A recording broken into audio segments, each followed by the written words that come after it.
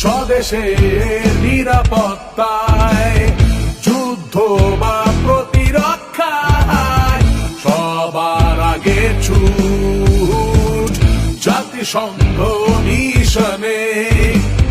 শান্তি রক্ষার ভীষণে সর্বদা অটুট, শত্রুর মুখে